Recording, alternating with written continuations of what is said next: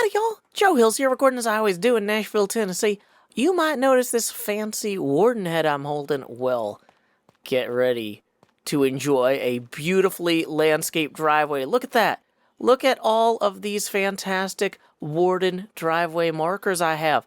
Thanks to Doc M accidentally letting 20 wardens loose on the roof of the Nether. He put out an all-points bulletin saying, "Oi, you lot, come help me with all of these wardens up on the roof then." Doc M77 left all the wardens up on the roof, unloaded the chunks, and then they all escaped from this machine. Oh, oof. XP, Vintage Beef, B00, Joe, and Doc M are all here. Don't you know, we're gonna chase these guys with arrows, and also with our bows. Now they're chasing us, and we're chasing them. We've got swords, and oh no, all my friends are dying. I'm gonna bring them all their stuff. I think I should switch the melody up, but that's okay, because this is a parody of whatever. I don't really care. We don't owe anyone mechanical rights. We're just gonna do all of this fight. Oh no! I got all the heads at the end to decorate my driveway with my friends. There's one thing I learned. It's that I don't have enough totems. However, I got to thinking, you remember those kids from the Empire server? Like, apparently, word's gotten around. They've been raiding the Hermitopia Tower and just grabbing everything that they could possibly need. And that got me thinking, maybe I should sneak in to the donut and grab a few extra totems. Now, obviously, with them gone, they're not using the totems. Even so, it might be wise to, have some sort of classical disguise here. So I am adorned with this majestic warden helmet. It's real. I think I'm getting better at flying without the without being able to see where I'm going. Uh-oh, that was not it. Broadly speaking, let's assume that's getting me in the area. Yeah, look, we did it. Woo! Best flying from Joe Hills, dropping into the donut. Okay, so we are just gonna keep backwards burgling our way into here. This way, if they look at the shoe prints on the ground, they'll be confused. Don't want to have any footprints left. What about that? Is that full of totems? No. What about that one? Not full of totems. Dang it. I could have sworn that there were a bunch of totems hidden somewhere in here. That's yellow wool. Not helpful. Oh, well, there is some blue ice. We're going to take that for decked out. We actually will use that. Oops. Don't want to place it right now. Okay. Merry Bushmas Empires. Oh, well, that one was for me. Wait, have we gone all the way around this tree and there's no totems? Okay, I'm having a little bit of a problem with that. Really? Really? None of these. This seemed like a good plan at some point. Oh, there we are! Boom! After walking around the Christmas tree, we have 5 totems. That's passable. You know what? That 5 totems is no substitute for a plan, but hopefully the next thing we have to do this episode won't actually get us murdered. That's right, we need to go to the TCG shop to play in the upcoming tournament. Beef is about to unveil the bracket, and I just did some last-minute trading with Pearlescent Moon to upgrade my deck. We are adding Prankster Green. That's right. Prankster Green. I think Prankster Green plus Jev plus Cub. I did have to swap one of my ultra rare slots for a rare slot. I asked Beef. He says we can downgrade our 3 ultra rare slots to augment one of our 12 rare slots. Hopefully, we can fall backwards into victory. Interesting. Joe? That's me! First And Cleo. I did. Oh. Between my internet still being super flaky and us needing to have somebody come look at it, and Cleo's dental and veterinary obligations, it looks like we won't be able to actually have our showdown until Thursday. Beef did give us a week. If he felt strongly about this, he should have given us a different number of days. So, in the meantime, I'm back here looking at this. Boy, this needs some work. We need a lot of sponges, and we need a lot of shulkers just to move all the material. I'm realizing I should probably go diamond shopping. Now, if you haven't been diamond shopping on HermitCraft, we've got this really great diamond mall.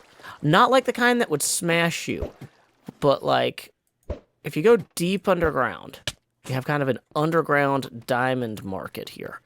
And you don't have to drink to show up, but it does help. So we're just going to have a little bit of that fireproof water there and head this way.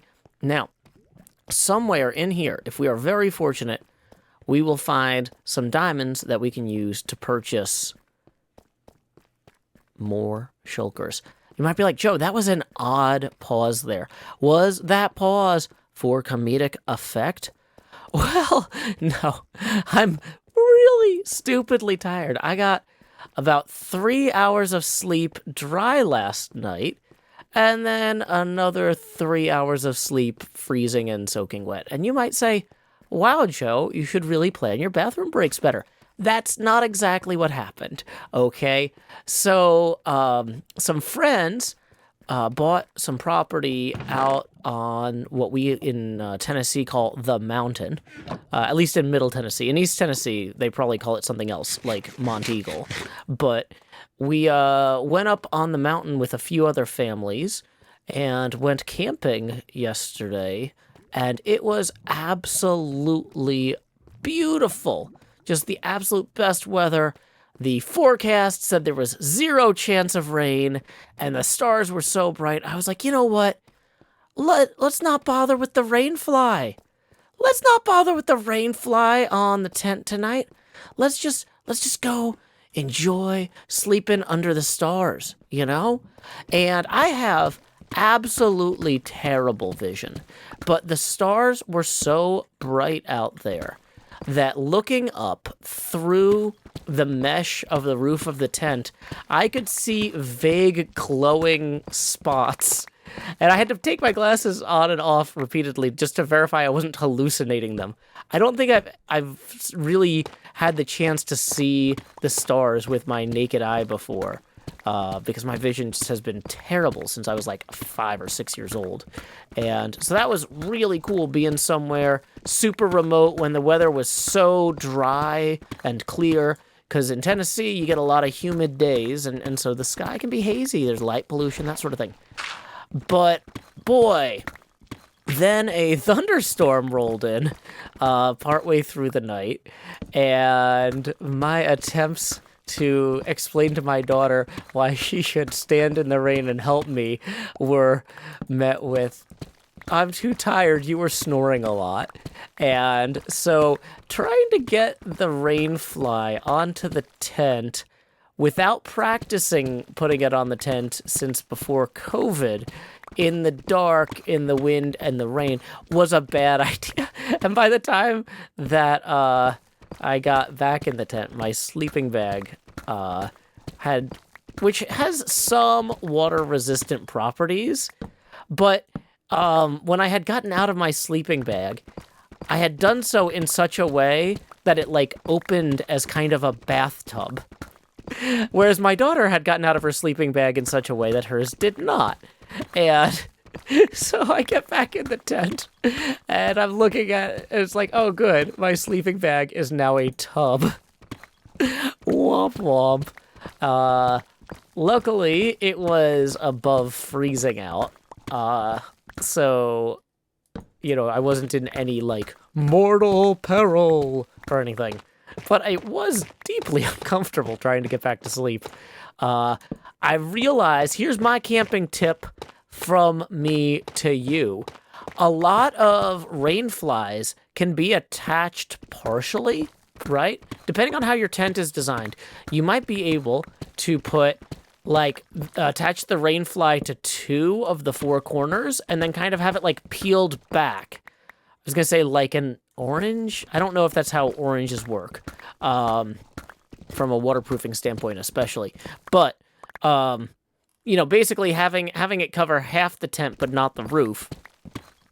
And then the idea is that we just would pull it over the top and get it secure, rather than like pulling it out of the bag and realizing that all of the lines are tangled with each other and that we don't know which side faces the tent and that we don't know which way to orient it. So by the time I got the thing actually on there, it was both upside down and rotated 90 degrees from where it should be. Turns out that one of the corners of the rainfly and one of the corners of the tent are both the same color. I didn't do great pattern matching on that. So just something to keep an eye out for. Just a friendly camping tip from me to you. I'm really glad that I did not have my card game match with Cleo scheduled for today, because I probably would have been too tired to draw cards from the correct side of the board. Hey, there's some diamonds! Woo! Now, hopefully this is going to be enough. Of course, I didn't bring the fortune pick with me. Hopefully there's enough diamonds in here that I can actually go buy some shulkers. Three might be enough.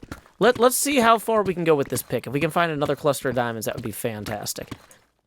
But yeah, in terms of just getting out and enjoying nature, this is also the first time I took my daughter camping somewhere that wasn't like a proper campsite with like, all sorts of, like you go to a state park or a city park that allows camping. In Nashville, we have those, which I guess a lot of cities probably don't.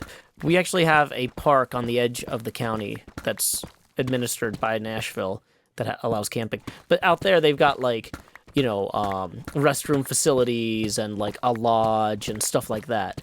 Whereas like this was just, hey, we bought this property 2 hours outside of town. You want to go up on the mountain and take the kids hiking, that sort of thing. Which also, I was kind of dubious about taking the kids hiking. I will tell you, having driven 2 hours from Nashville to Monteagle, and we get to this beautiful campsite that these folks own, and it's like on this cliff, and it's got this gorgeous view, and it's a huge amount of land, and the kids are running around, and I'm like, man, why would we get back in the car to drive to a trailhead to take them on a 3-mile hike at this point? Why don't we just stay here and let them just enjoy nature here? If you haven't been to the University of the South at Swanee's trail system, wow, it's really worth going. I believe that the trailhead we started at was called Greens View, and I took a photograph of the view, which is basically exactly what you see when you pull into the parking lot. Like, the parking lot is directly overlooking what you'll see in this photo here. And I was just like, whoa, okay, now I get it. Yes, this was worth it, because you just look out, and it's just this gorgeous landscape full of farms and fields. You're really just looking across Middle Tennessee, and it's so beautiful. And so I was like, okay, yeah, that was worth getting back into the car for. And I really don't like getting back into the car, but I sent a picture of that to my betrothed, who lives in London. Badger was just like, that could actually be a picture of England, that landscape. And so it turned out that the souvenir squishy bus that I had bought my daughter in London, for some reason, she's just been carrying around with her. I guess that was a good souvenir that she likes it so much she carried it around with her. I found this out when she fell in a creek, and I'm like, wait, are you okay? And I look, and she's got this red thing in her hand. I'm like, what is that? Are you bleeding? No, it's a red, squishy, double-decker London bus. And I'm like, oh, okay. So I was able to take a picture of that and send it back to my betrothed with, how did you know? So anyway, you can see that there. But yeah, just an absolutely gorgeous landscape. Great trip. It was really fun just getting out of town for a night and hanging out with people. And I recommend, if you get the chance to do some camping with your kids, like mine's like 10, it's a great age for it. Other than not helping much with the rain fly on the tent in the middle of the night, which once again, as the adult, that's on me. I should have thought ahead better. I should have said, we'll at least practice taking it out of the bag and putting it on. We'll untangle all the lines in the middle of the day, and then be ready to do it fast at night. And I feel like if I had tried that, I would have realized, oh, I can just leave this halfway clipped on so it doesn't block the roof. And then, because the same laziness that led me to not put it on in the first place would have also contributed to me saying, you know what, let's just not take it all the way off. Boom, next problem. But, yeah, it's one of those things, though. I always want to camp with a clear view of the sky like that because, tents these days, a lot of them really will have these gorgeous open-top meshes that then you cover with the rainfly. And in Tennessee, it's always going to rain. It's always going to rain. You never have a clear forecast for your camping trip. And so I saw this clear forecast and I said, finally I get to use this tent with this gorgeous mesh top to look up at the stars as I fall asleep. And then immediately look up at a thunderstorm. Thanks, hubris. But yeah, anyway, it's a great age for camping. Kids are then old enough to actually help. Oh, I will say, the folks who own the land, they had this incredible propane paella cooker. I have never seen anything like this. It had 3 independent concentric rings that you run gas through. Like there's 3 separate like knobs, one for each ring, and you run propane gas into it from a tank. And depending on how huge your paella pan is, you can use more or less rings. But wow, yeah, they were like, really appreciative of people driving so far out of town and made this incredible paella dinner, which I don't think I've ever really had a proper like Spanish chicken paella before. Like I might have had seafood paella at like a Tennessee Mexican restaurant, which is not going to be, for one thing, proper Spanish paella or especially fresh seafood. But man, yeah, this chicken paella they made was fantastic. That's the sort of thing you can only do with a 3-foot diameter pan when you're car camping. And I mean, I'm personally like, when I was a kid, we did a lot more backpacking than car camping. But if you're gonna go car camping, you might as well lean into it and have this just gorgeous paella gas grill. Like, this thing was just so cool. It's not something that I could justify getting for myself, but yeah, if you want to impress people, there's my recommendation. Learn how to cook paella with a giant, like 3-foot in diameter, multi-ring propane grill. That's the way to do it.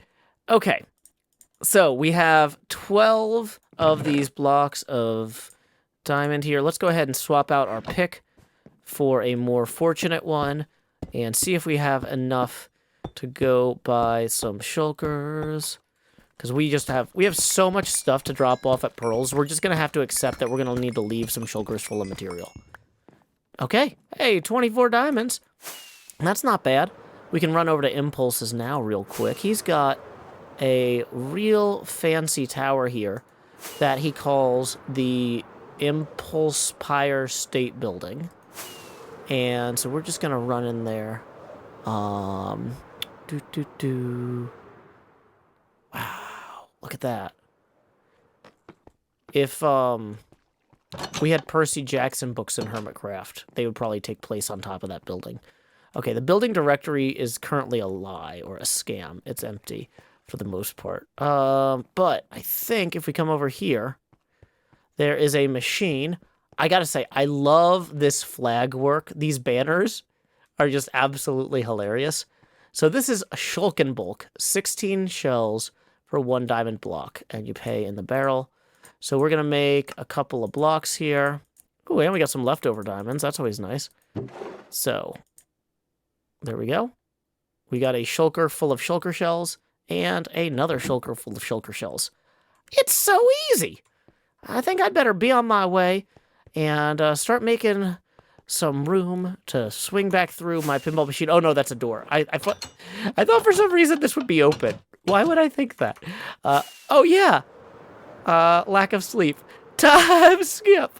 The winner of this match faces Pearl, who moved on earlier today by defeating Ren 1-0. Unfortunately for Ren, did not get good draws. It was terrifying to watch. Yeah. Not gonna lie. I felt really bad. He just could not catch a break. He just did not. It it was a bad. It So was a bad All moment. right, you'll let's- see there's only 2 ultra rares in favor of having 13 rares.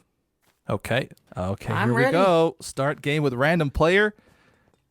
Da-da-da-da-da-da. Looks like it's Cleo. This, I swear, Cub, you're here. This always lands on. I have never seen it go over there. It's always this side. Do you have a valid Interesting. hand? Because I do.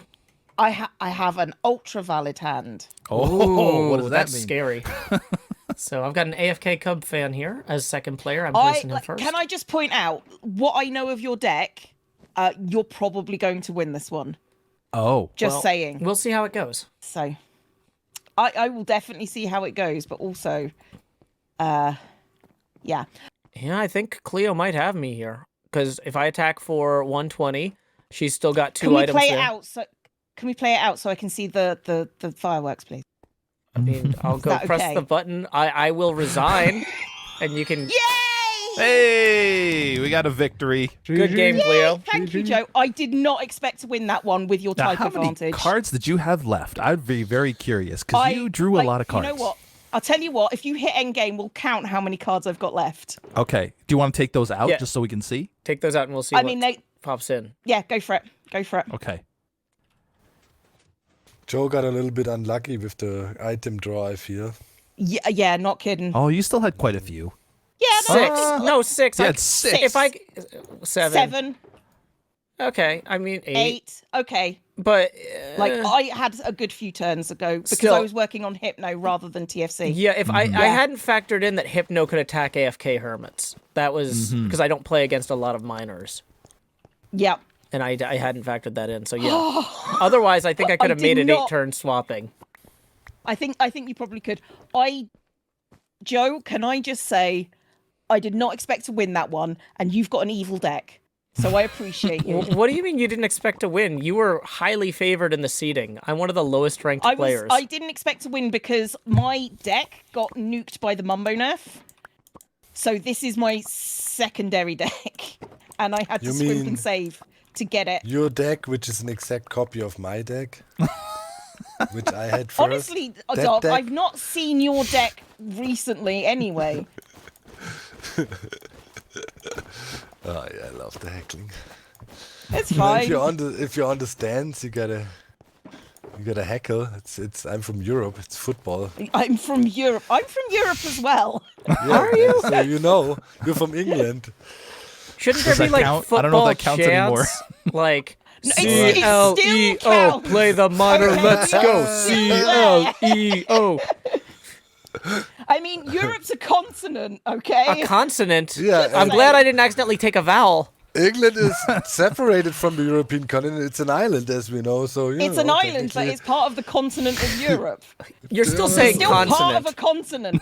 Yeah, I'm still saying continent, yes. That time you Not got it. consonant. Oh man, I I hope I had play it the against last time, Cleo. Joe, but you're Gonna getting destroy her with my European Union trash talk.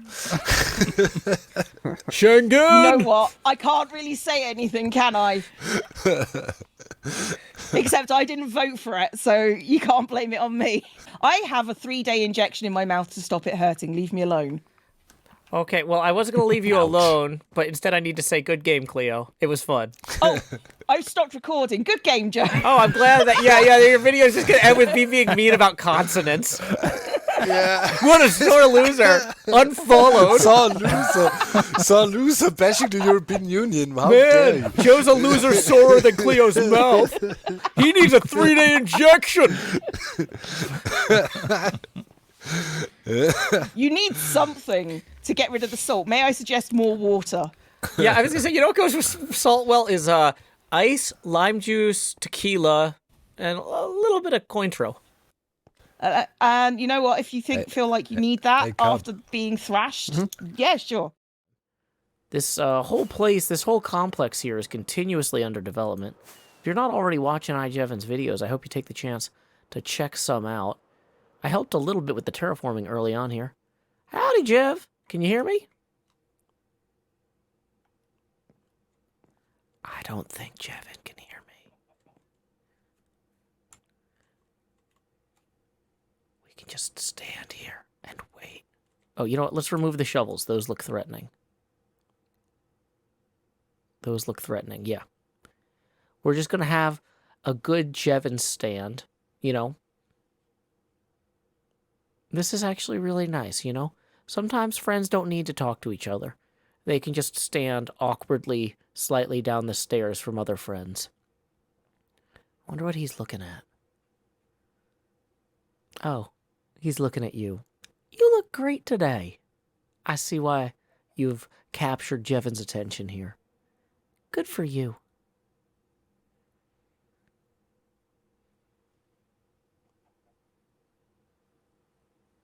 I'm really not sure how long to let this go. I'm pushing to talk. He should be able to hear me.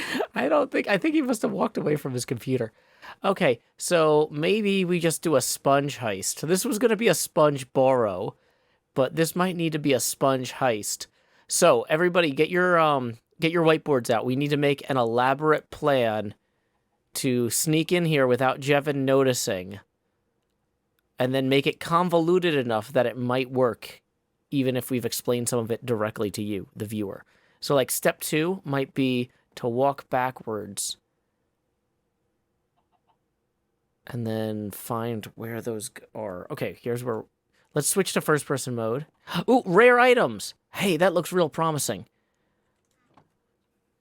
Jev... Now that Tango logged out and there are no witnesses, mind if I steal your sponges? I'm really wondering if a cat somehow logged him into Minecraft and then jumped on the keyboard. Because, I mean, that looks like a cat right there, maybe.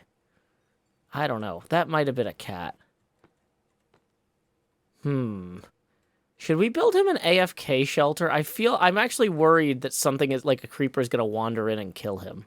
Let's just surround him with empty shulkers so no creepers get him. We're just going to rescue JevIn from his cat or whatever logging him in, so he doesn't get attacked by mobs. I don't know how well mobs can see people on diagonals through stuff like this, but I think in theory, if they can't path to him, he should be okay. He should be fine. So, here we go. Grabbing just one more empty shulker here for the corner. We actually still should leave a note, though. We should leave a note. So we're going to take the sponges, and then we're going to leave a note. Jev saved your life from AFK, creepers, and borrowed sponges. So we've got the sponges. We've made sure that Jev isn't going to get eaten by mobs or whatever, because even though this room might be mob safe, like, nothing's going to spawn inside of here, probably. Stuff could spawn out there and then, like, wander in. Like, stuff could fall down the hillside. I'm not going to assume that this whole thing is safely lit. That feels like a bad bet that I don't want to take. As a great friend and an even greater sponge borrower, I feel like we've just done everybody on the server a service. Inside the pinball machine here, I have been doing a ton of mining out and starting to lay in some of the birch, but the water is becoming an increasingly severe problem. So, I feel like before JevIn notices that he is logged in by a cat and that I stole his sponges, it might be wise for us to just immediately start acting on clearing this stuff out. Howdy, Jev. How you doing? You have voice chat installed, maybe? I don't know if you do. Probably not. Bye.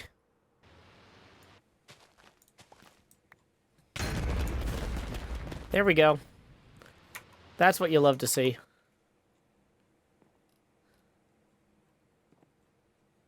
So now that we've popped our totem, we're pretty defenseless here. Let me see if I can grab another totem real quick. Okay, Screech. As you can see, JevIn was not super pleased with me stealing his sponges, though he does appreciate me boxing him in. Fortunately, he was only able to knock out one totem, and I've got a few others here, as well as some other enchants, just in case. Just in case. So anyway, I did some mining earlier, cleared all this out. I'm pretty happy with the progress. That's about 19 days worth of work. I got some balloons from Scar, who came by to visit. I got some stuff dropped on me by Jevin, who noticed me stealing his sponges. But you know what? That's water under the bridge and into the sponges. And, so here's some of the blocks I got from mining. And then I got some coal and some lapis and some more copper. So not a bad haul, all told. I've been using these balloons from Scarland to float over here and use Scar's dumpster to dispose of all the surplus blocks. Yeah, I kept the gold and the iron and the what have yous. But at the end of the day, I had a lot of garbage bags full of blocks, and I kind of overflowed Scar's dumpster a little bit. So we're just going to start leaving some of these just around here for Pearl to find. Eventually this will all get back into the HermitCraft marketplace of ideas, or Great Material River. I don't know. Basically, I think I've probably dumped, 40 to 90 full shulker boxes on Pearl, and I'm sure that she can find a resourceful hermit to help her with some redstone to sort through all that. So, anyway, we're going to go ahead and use these cat balloons to fly around for a little bit. Oh, wait, that's right. We're supposed to head over to Cubs, because we've got a trading card game where we're going to be facing off against the Pharoah himself. Time skip! Here he comes. Whoa. Where'd he go? How'd he go? Greetings, mortal. Hello, Joe. How are you? Good. I am decidedly mortal, but famous for conquering death. So I thought I would swing by here and challenge you with my TCG deck. You dare challenge the Pharaoh for his crown? I dare challenge the Pharoah for his crown. And let's say some dignity, too. Let's see how this goes. All right, Joe.